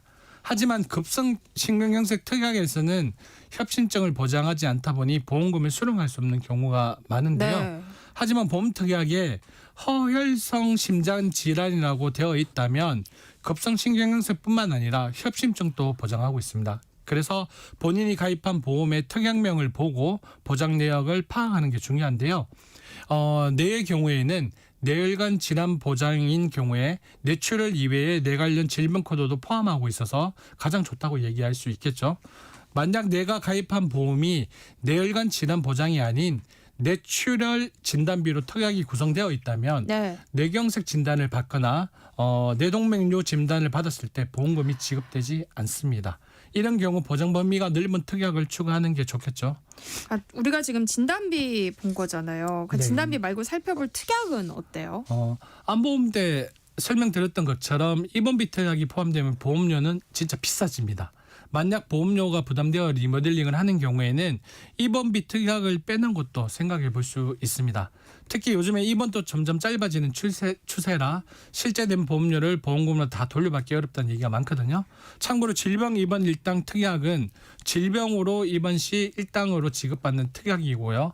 상해 입원 일당은 상해로 인한 입원 시 일당을 지급받는 특약입니다. 안보험과 달리 심뇌혈관 보험의 경우에는 수술비 항목도 좀 잘 살펴봐야 한다고요. 네, 개인적으로 중요한 특약이라고 생각을 네. 하는데요. 심장이나 뇌질환은 반복적 문제로 인한 한 번의 수술이 아닌 추가 수술이 발생할 수 있기에 수술비 특약이 중요한데요. 예를 들어 급성신경경색증은 심장으로 가는 이 혈관이 좁아지는 협심증으로 시작되는데요. 발병 초기에는 스텐트 삽입술 등으로 혈관을 인위적으로 넓히는 수술을 하다가 결국에는 간상동맥 우회술이라는 큰 수술까지 동반하는 질병입니다. 그래서 가족력이 있다면 반복적인 수술비 특약도 고려하면 좋겠죠. 이런 스텐트 삽입술과 간상동맥 우회술 같은 경우에는 수술비가 수백만 원 이상 만만치 않은 금액으로 지출되다 보니까 이런 수술비 특약 등으로 초기 의료비 부담이 줄여야지 길어질 수 있는 약물 치료, 재활에 필요한 치료 비용 등의 부담을 줄일 수 있습니다. 특히 급성신경경색처럼 심장질환 같은 경우에는 갑작스러운 발병 등이 많아서 치료비 문제로 치료가 지체되면 안 되기에 수술비 특약이 진짜 중요하고요. 네. 이런 수술비 특약은 뇌와 심장 관련 부가 특약으로 보장되고 보험사에 따라서 8대, 16대, 32대 등의 질병 수술 특약에서도 중복 보장됩니다. 보험 리모델링 얘기를 지난 시간부터 이어오고 있는데요. 실손보험에 대한 문자도 정말 많이 왔거든요. 실손보험에 대해서도 좀 얘기를 해주세요. 제가 여기 방송하면서 실손보험료가 부담된다는 문자를 진짜 많이 맞아요. 받았습니다. 여러 번 얘기했지만 실손보험은 가입 시기에 따라 1세대부터 4세대까지 나뉘죠. 그래서 본인이 가입한 실손보험이 몇 세대인지 아는 게 중요한데요. 오늘 완전히 정리를 해드릴게요. 먼저 1세대 실손보험은 2009년 10월 이전 가입 상품이 이에 해당합니다. 1세대는 표준 약관이 만들어지기 전의 상품이기 때문에 보험회사별로 약관이 다릅니다. 1세대의 가장 큰 특징은 입원 치료비를 자기 부담금 없이 100% 보장받을 수 있습니다. 또 비급여 도수치료, 비급여 MRI, 비급여 주사료 등을 연간 금액 한도나 횟수 제한 없이 보상받을 수 있으며 입원에 관련된 한방치료와 상해로 인한 치과치료도 보상해 줍니다. 2세대 실손보험은 2009년 10월 이후부터 2017년 3월까지 가입한 실손보험인데요. 이때부터 모든 보험회사가 동일한 약관을 적용하는 표준 약관을 적용하는 보험입니다. 2세대 실손보험의 특징은 건강보험이 적용되는 급여 항목인 진료, 검사, 입원, 수술비의 비용 중에 10%의 자기 부담금이 발생하고 비급여 항목인 건강보험이 적용되지 않는 치료나 검사료, 도수치료, 비급여 MRI나 초음파 검사 등에는 20%의 자기 부담금이 적용됩니다. 3세대 실손보험은 2017년 4월부터 2021년 6월 사이에 가입된 상품을 말하는데요. 이전의 실손보험과 다르게 3세대 실손보험부터는 가행 진료가 우려되는 비급여 항목을 특약으로 분리하고 연간 보상 횟수와 금액 한도 제한을 설정한 것이 가장 큰 특징입니다. 그래서 별도로 특약을 가입을 해야지 비급여 도수 치료나 MRI, 주사라도 등을 보상받을 수 있고 이를 특약에 넣지 않으면 보장이 안 되는 대신에 그만큼 보험료가 줄어드는 게 특징입니다. 그러니까 갱신형 보험에 가입해서 보험료가 많이 올라서 부담된다는 분들이 많았어요. 그럼 1, 2세대 실손보험 가입자라면 보험료가 좀 부담이 돼도 유지를 하는 게 좋은 거예요? 표준화 이전의 실손보험인 1, 2세대의 실손보험의 경우 보장 범위가 정말로 넓습니다. 그리고 무엇보다도 자기 부담금이 낮기 때문에 혜택이 아주 큰 보험이라고 저는 생각을 합니다.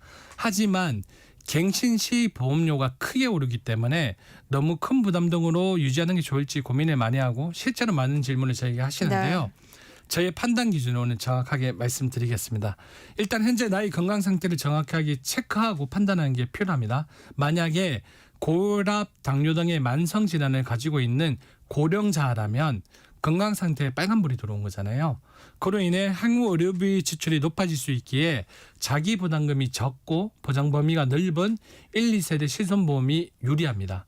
만약에 현재 건강 상태에 걱정이 없고 보험료 납입에 따른 부담이 없다면 도수치료, MRI 등의 제한이 없는 1, 2세대 실손보험을 유지하는 것이 장기적으로 더 큰 혜택을 받을 수 있습니다. 하지만 현재 건강 상태에 걱정이 없고 보험료 납입에 따른 부담이 있다면 보험료 부담을 줄이기 위해 4세대 실손보험으로의 전환을 고려해야 합니다. 물론 이런 4세대 실손보험은 자기 부담금 비율이 30%로 높아서 본인 부담금이 높아지지만 보험료는 더 저렴합니다. 마지막으로 비급여 주사나 도수치료 등의 중요한 비급여 치료를 자주 받는 경우라든지 MRI 촬영이 잦다면 보장이 제한되는 4세대 실손보험보다는 1, 2세대 실손보험을 유지하는 것이 유리하니 잘 판단하시길 바랍니다. 앞서서 얘기했던 정액형 보험의 경우는 이미 갱신형 상품에 가입을 했다면 어떻게 대처하는 게 좋을까요? 60세 미만인 경우 갱신형을 해지하고 무해지, 저해지 상품 중 비갱신형으로 갈아타는 것을 고민하는 게 좋다고 생각합니다. 네. 무해지, 저해지 상품은 보험료가 저렴한 대신 계약을 해지하면 환급금을 주지 않거나 작게 지급하는 상품인데요.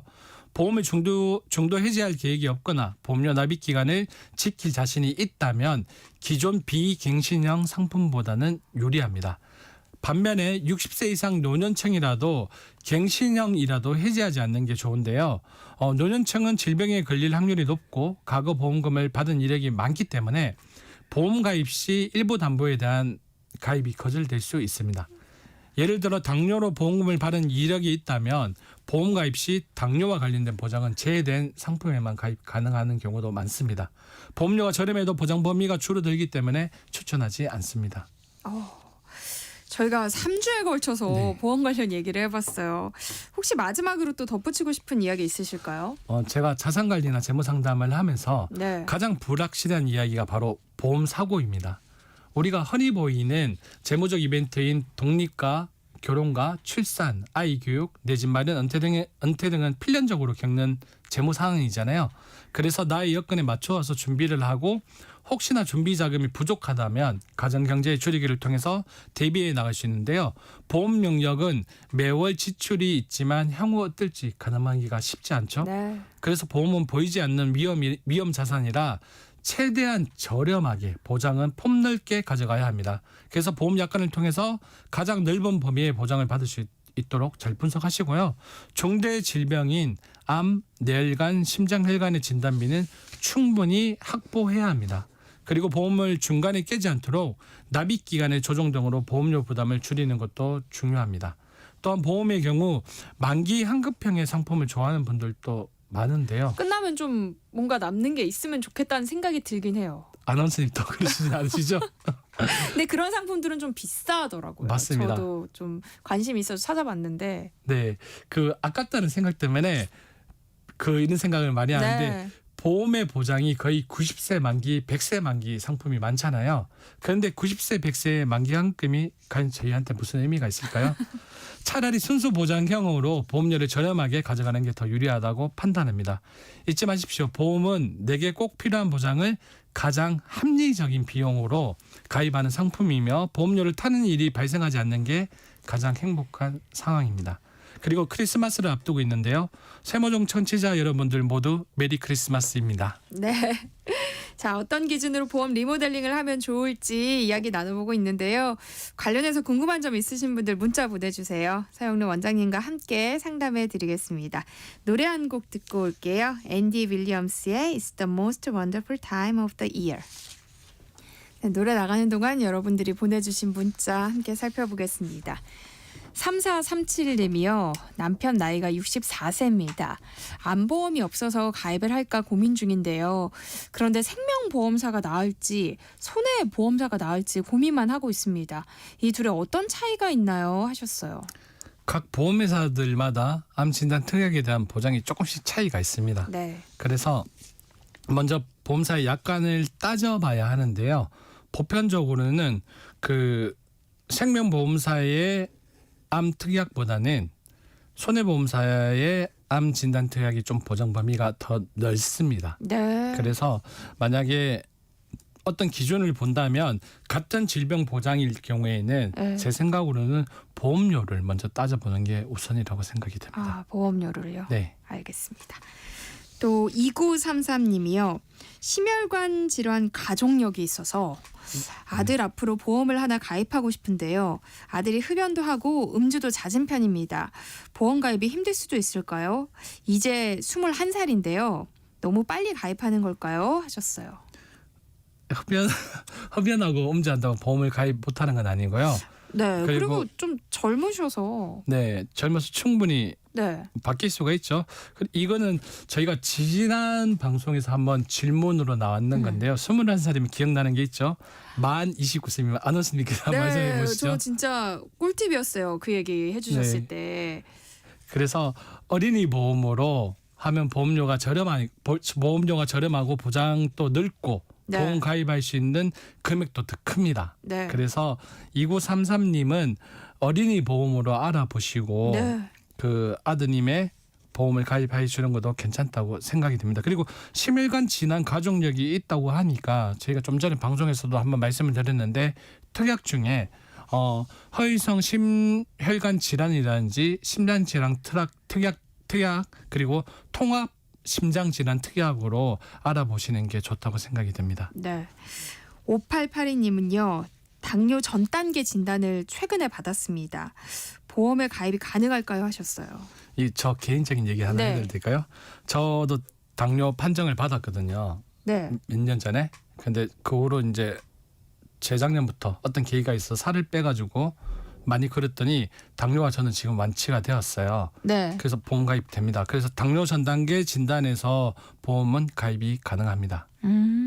그리고 다이어트 하시면 이제 진짜 완전히 돌아올 수도 있다는 희망 섞인 이야기까지 네. 해주셨습니다. 네, 5401님은요. 고혈압, 당뇨약을 복용 중인 68세 남성입니다. 4세대 실손보험 가입이 가능할까요? 하셨어요. 이거는 그 4세대 실손보험보다는 고혈압 당뇨약을 지금 복용 중이시잖아요. 네. 그러면 유병자 실손보험이라는 상품이 있습니다. 그래서 이런 약을 복용을 하더라도 이 실손보험이 가입이 가능한데요. 참고로 유병자 실손보험에 가입을 하게 되면 나중에 병원비가 들었을 때 자기 부담금이 조금 더 높습니다. 30%. 네. 그러니까 병원비가 예를 들어서 뭐 10만 원이 나왔다면 10만 원이 나와서 내가 청구해가 받을 수 있는 금액은 70%인 7만 원이 받는다 생각을 하시면 됩니다. 가입은 되는데 네. 자기 부담금이 좀 높은 네, 거군요. 자기 부담금이 높은 유병자 실손보험으로 가입하시면 됩니다. 네. 또 콩으로 신재성 님이요. 1세대 실손보험에 가입해 있습니다. 굉장히 보험료 많이 내고 계실 것 같아요. 네, 그럴 것 그렇죠? 같아요. 최근 안면마비로 한의원에서 비급여 치료를 받았는데요. 이것도 신청하면 돌려받을 수 있나요? 하셨어요. 이거는 조금 더 자세하게 얘기를 드리자면 네. 그 1세대 실손보험은 비급여 항목에 대해서 100% 지급이 되거든요. 근데 네. 한방 치료잖아요. 네. 한방 치료는 조건이 있습니다. 입원을 해서 한방 치료를 받았을 경우에 100% 보상이 됩니다. 그래서 지금 신재성 님이 어떤 상황인가는 모르겠지만 네. 앞으로 안면마비로 비급여 치료를 받았다면 앞으로 계속 치료를 받으셔야 되잖아요. 그러면 웬만하면 입원을 해서 한방 치료를 받는 형태로 해서 보험을 받는 게 맞다고 생각이 듭니다. 네. 짠테크 SOS 돈 되는 라디오 오늘은 여기까지 하겠습니다. 지금까지 서영로 한국경제교육원 원장님과 함께했습니다. 고맙습니다. 네, 고맙습니다.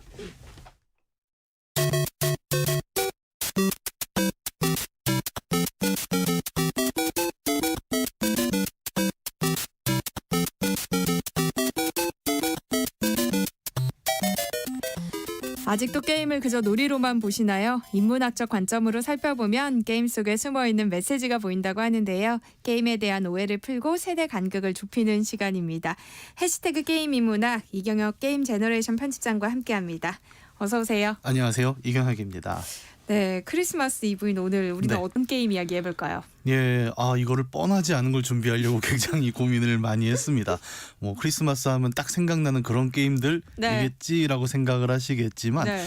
저희가 올해 석가탄신일에 불교를 다룬 게임을 한번 이야기를 한 적이 있어요. 네. 그래서 크리스마스도 사실 원류를 생각해 보면 뭐 아기 예수의 탄생일이라는 이야기를 하지 않습니까? 네. 그래서 불교도 얘기했으니까 종교 균형을 맞추기 위해서 오늘은 기독교의 굉장히 중요한 개념이 하나 독특하게 녹아있는 게임을 이야기해 볼까 하는데요. 오늘 다룰 게임의 제목은 호라이즌 제로 던입니다. 어떤 게임이에요? 사실 게임 내용은 기독교랑 아무 상관이 없어요. 네. 기본적으로 이제 게임을 들어가게 되면 활을 쏘는 액션 게임인데요. 이 활을 쏘는 배경이 굉장히 독특합니다. 그러니까 우리가 보통 뭐 판타지 게임이라고 하면 중세 유럽을 많이 배경으로 하잖아요. 반지의 제왕 같은 뭐 엘프가 나오고 뭐 활을 쏘고. 그런데 여기 나오는 주인공은 아메리카 원주민 같은 세계에서 살고 있어요. 일단 주인공의 복장들이 뭐 깃털도 많이 꼽고 토템도 있고 텐트도 치고 그래서 이거 아메리카 원주민이겠네라고 생각을 하기 쉽고 기술이나 이런 것들이 뭐 아직 농경도 시작되지 않은 그러니까 거의 원시 시대에 가깝겠죠. 사냥을 하고 채집하고 이런 쪽으로 돌아가고 있고 마을 사람들을 보면 이제 목의 중심의 부족 사회로 돼 있습니다. 그러다 보니까 굉장히 옛날이겠구나라고 우리가 네. 생각을 하는 그 옛날의 어떤 공간에서 사냥을 하는 게임인데 주인공이 이제 소녀예요. 에일로이라는 이름의 소녀인데 이 친구는 활도 굉장히 잘 쏘고 힘도 세고 재빨라서 장래 꿈이 이제 전사입니다. 전사가 되려고 하는데 이 친구는 이제 이런 세계에서 전사가 되기 위해서는 소위 말하는 성년식이란 걸 하잖아요. 부족 사회에선. 이제 너는 성인이 됐으니까 한 몫을 한다. 근데 이걸 통과하려면 뭔가 사냥을 성공하거나 어떤 대회를 통과하는 이런 시련이 필요한데 우리 주인공 에일로이는 이 시련이 있는 성년식 자체를 참가를 못합니다. 왜냐하면 마을에서 넌 이걸 참가할 수 없어라고 막으면서 약간 왕따를 시키고 있는 거예요. 아니 왜 마을에서 이렇게 따돌림을 당하는 거예요? 그래서 자기도 모르잖아요. 네. 왜 그런가 봤더니 이 마을에 원로들 있죠. 할머니 원로들이 몇 분 계십니다. 근데 이 사람들이 이 아이에게는 출생의 비밀이 있기 때문이다라는 이야기를 하는데 조금 더 이야기를 들어보면 곧 이유가 밝혀지는데요. 에일로이는 사람의 자녀로 태어난 사람이 아니라는 겁니다. 그럼 엄마 아빠가 없다는 거죠. 쉽게 말해서. 네. 그러면 어디서 태어났느냐? 그래서 그 마을 지하에 가면은 그 장로들이 모이는 큰 지하 회의실 같은 게 있어요. 근데 그쪽 한쪽 구석에 강철로 된 거대한 문이 있습니다. 그리고 에일로이는 이 문 앞에서 주워왔다는 거예요. 근데 저 강철 문은 이 마을이 형성된 이후에 한 번도 열린 적이 없는 문인데 어느 날 그 앞에 웬 아기가 딱 나타났다 보니까 이 사람들의 생각으로는 이 아이는 신이 내린 저주가 아닐까. 정체를 모르겠으니까 이 아이는 우리 부족원으로 받아들일 수 없다 그러고 그냥 밥만 먹이고 키워만 놨던 거죠.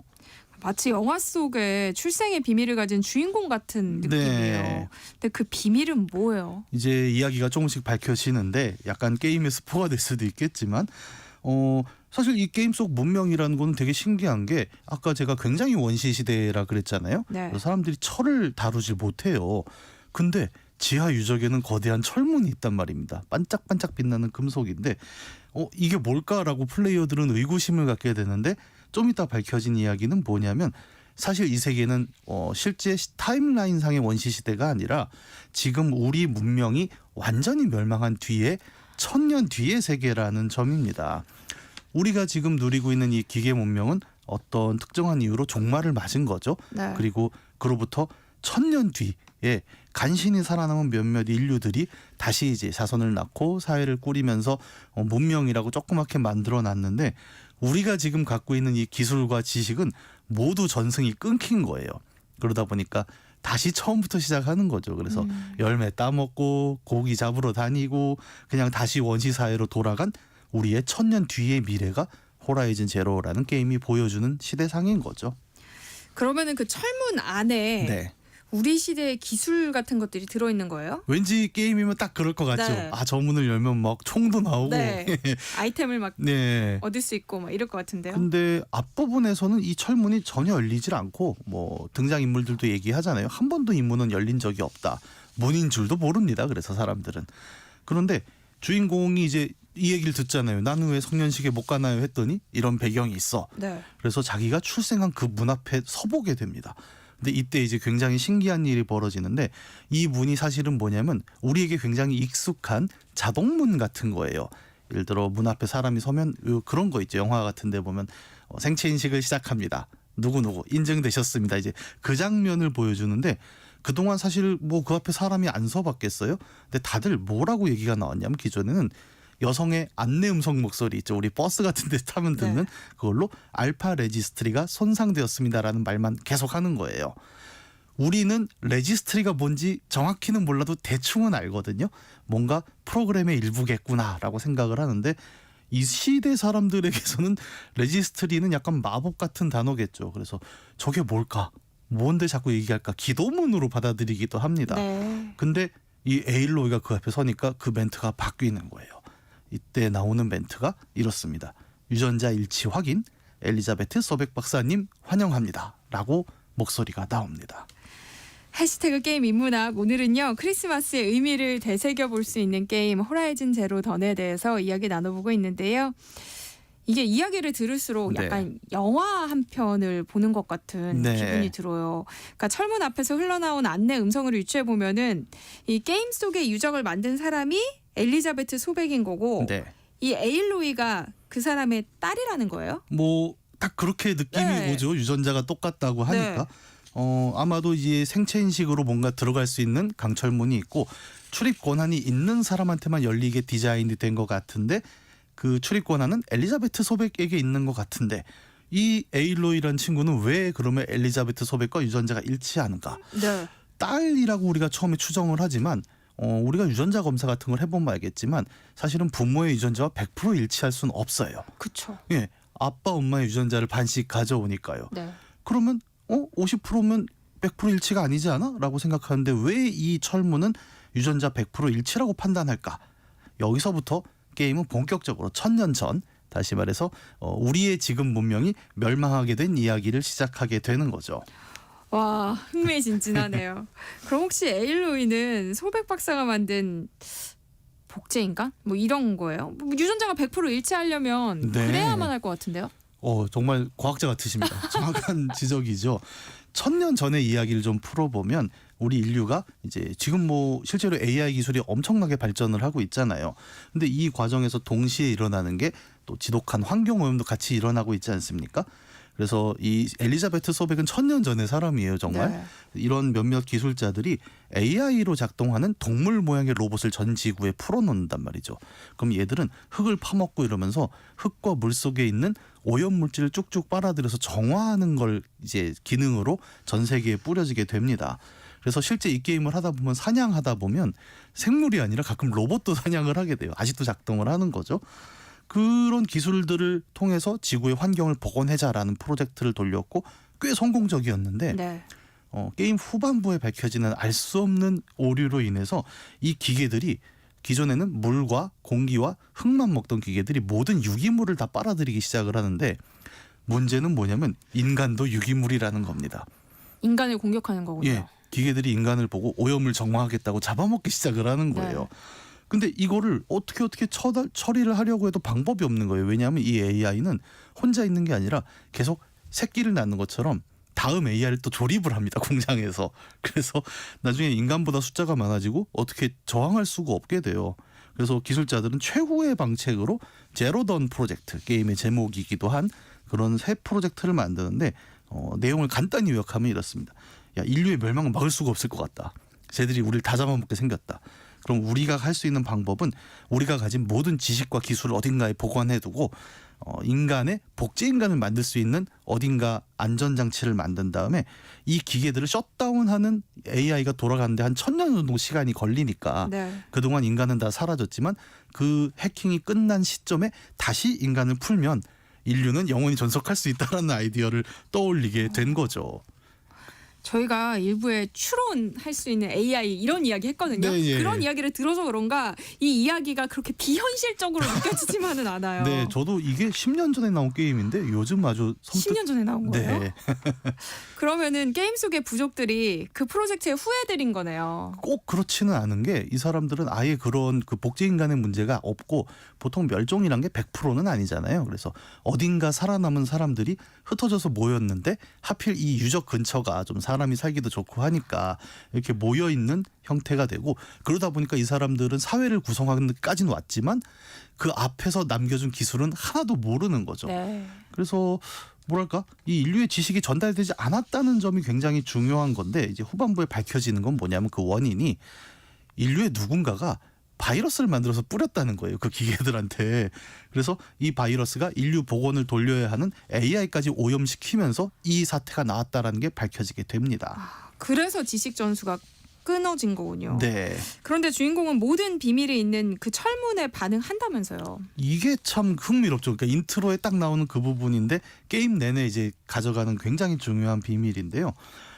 다시 이제 1000년 전의 이야기로 돌아가 보면 이 바이러스가 작동을 하면서 인류 복원 프로젝트가 망할 것 같다라는 위기의 순간에 매우 재밌는 일이 일어납니다. 아까 말씀드렸지만 인류는 이 프로젝트를 작동을 못하죠. 유기물이 다 잡아먹히니까. 네. 그래서 소백 박사는 이 프로젝트를 작동하게 만들 거대 AI를 하나 만든단 말이에요.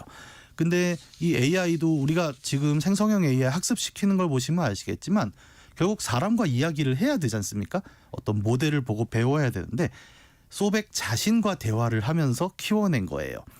그러다 보니까 이 AI는 말투도 생각하는 것도 지식도 엘리자베트 소백의 정신 거의 그대로를 따라가고 있습니다.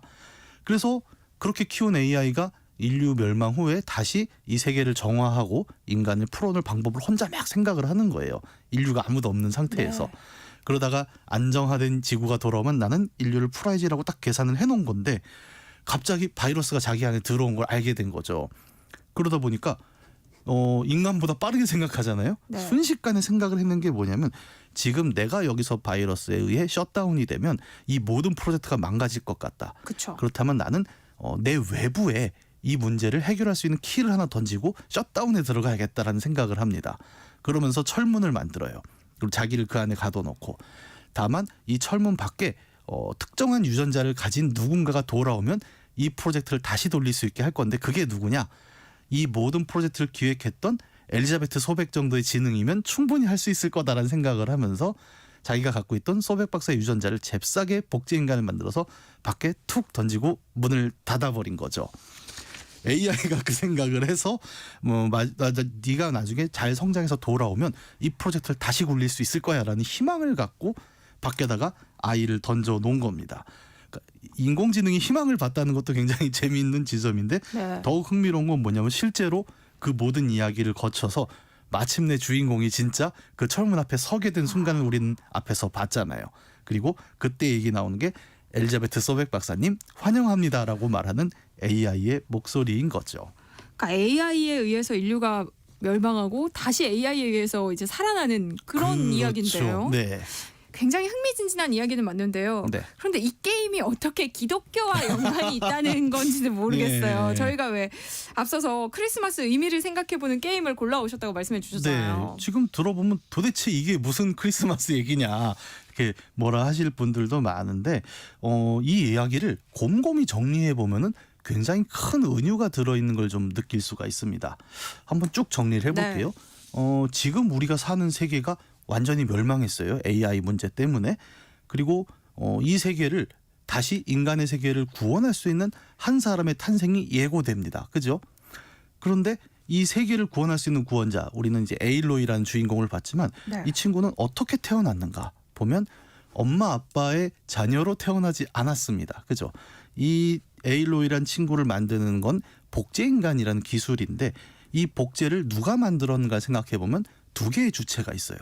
첫 번째는 이 모든 프로젝트, 복원 프로젝트를 계획한 엘리자베트 소백이라는 박사가 있죠. 네. 그리고 이 박사의 육체적 DNA는 실제 구원자인 에일로이와 동일한 DNA예요.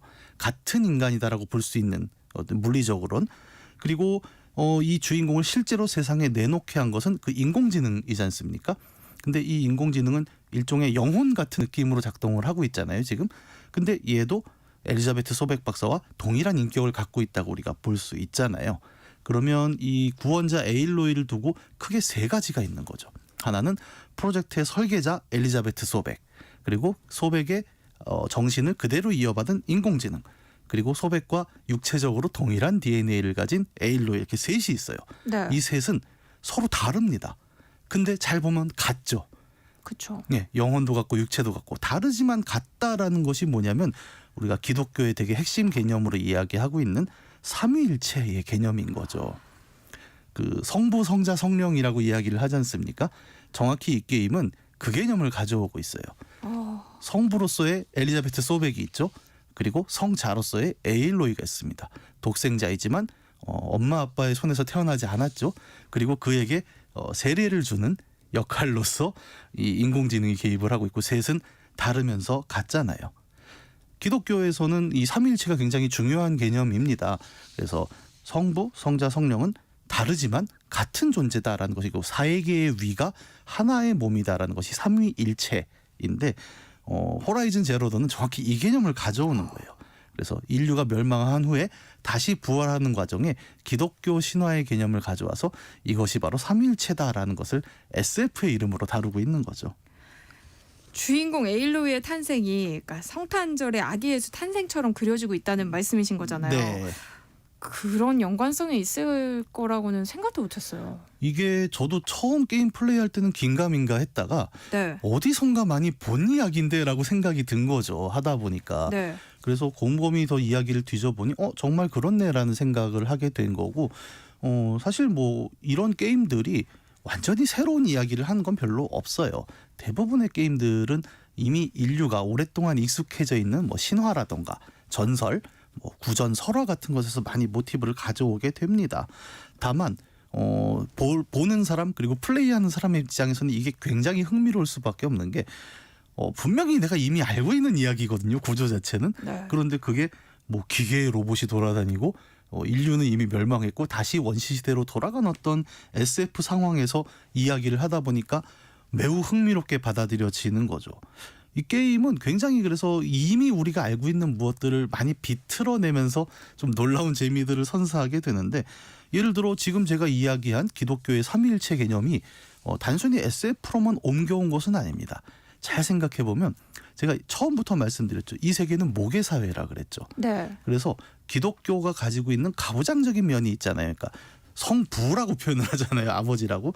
그런 남성 중심적인 이야기가 여기서는 완전히 여성 중심으로 바뀌어 있죠. 성부가 엘리자베트 소백이란 여성으로 나온다는 겁니다. 이런 뒤집힘도 굉장히 게임 내에서 재밌게 작동을 해요. 왜냐하면 뭐 지금이야 우리가 오랫동안 가부장 사회였지만 뭐 멸망하고 나서 리셋된 세계에서 꼭 가부장일 리는 없지 않는가? 네. 뭐 이런 아이디어들도 나오고, 사실 이 모계 사회라는 모티브도 오늘날 우리 사회에서 하나의 모티브를 가져온 부분이기도 해요. 예를 들어 그 철문 앞에서 가이드 음성이 나온다 그랬죠. 그 가이드 음성이 우리는 어떻습니까? 길에서 키오스크나 안내 음성을 들어보면 전부 안내는 여성의 목소리로만 나옵니다. 이것도 되게 재밌는 부분이잖아요. 그러니까 서비스는 여성이 한다라는 선입견이 우리 안에 들어있는 거죠. 그래서 요즘은 가전회사들도 그런 가이드 음성을 남녀 목소리를 선택할 수 있게 바꾸는 추세이기도 한데, 이 게임이 보여주는 건 뭐냐면 1000년 전의 가이드 음성이 전부 여성으로 나오니까 리셋된 세계의 사람들은 신의 목소리는 여성이라고 이해를 해버린 거예요. 그래서 장르도 여성, 사제도 여성, 여성이 중심이 된 사회가 그냥 나타나 버리는 거죠.